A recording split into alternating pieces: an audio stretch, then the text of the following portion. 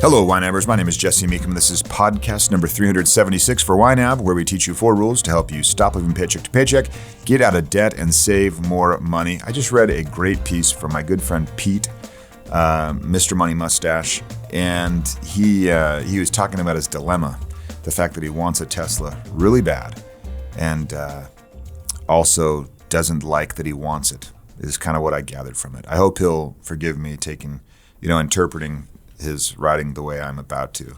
But it did spur a further broader question that I wanted to kind of unpack with all of you today. And I am partially to blame, perhaps, for Pete's dilemma, because he and I went on a road trip down to LA, several years ago, in my then new Tesla, a Model S, 70, if you were wondering, D, if you were wondering. And it was fantastic. And he truly loves the technology, as does come across in the post. And we had a great time using the autopilot and chatting about all sorts of things and just enjoying each other's company while paying attention to the road, but not having to pay as much attention as one normally does. It's remarkably refreshing not to have to make those micro steering adjustments that you don't even know you're making for 10 hours straight. So I'm a little bit to blame perhaps for Pete's dilemma. Although had he not found a road trip with me, he would have certainly found one with another. It actually was interesting to think about that from a strategic perspective. He got to have a good long ride, a good exposure to the car, and I think that's helped him at least learn more about this potential purchase. It was interesting because he talks about the purchase justification machine, where you justify things in your mind. We all will do that all the time, constantly. You have to justify a purchase. You going to buy the spinach? Yes. Well, is it organic or not? Whatever.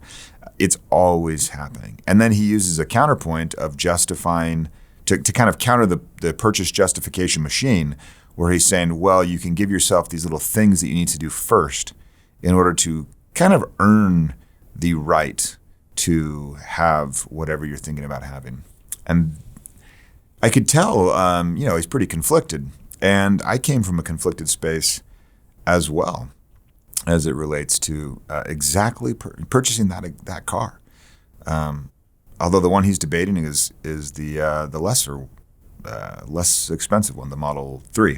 So anyway, I wanted one really bad. And this was several years ago, almost 4 years ago.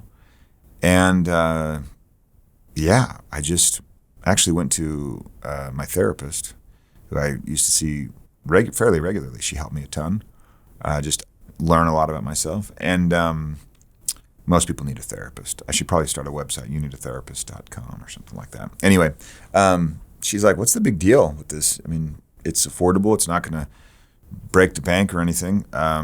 You definitely can manage it financially. Why do you have such a hang up about it? And I think I was kind of reverse prideful in that instance. I was pretty proud of the fact that I was driving a very, very, very old Honda Civic. And I was kind of proud of the fact that I didn't, I was smarter than the rest of those people on the road. I didn't have to have some fancy car. I mean, it's just going from A to B, come on. And I mentioned that a little bit in the interview I did with Ramit 2 weeks ago. Anyway, that reverse pride was interesting, and that was holding me back. But at some point, a switch just flipped for me, and I just wanted it and decided. And it was the best purchase I've made in a long, long time. It's like reverse buyer's remorse. I'm happier and happier the longer I own it, not disappointed. So is wanting it enough? That's the big question today. If you want something, is that enough of a reason to buy it? Or are there other things you need to weigh? Do you need to weigh the environmental costs? You need to weigh the financial costs? You need to weigh the time costs, opportunity costs, sunk costs? I don't know. All kinds of costs. Is just wanting the thing enough? For me, it doesn't feel that way entirely. But when I see situations where there's a lot of hand-wringing about hemming and hawing about wanting something, not wanting something, and I appreciate Pete writing what he did, because he puts himself out there as kind of like, hey, I'm really debating this in my mind.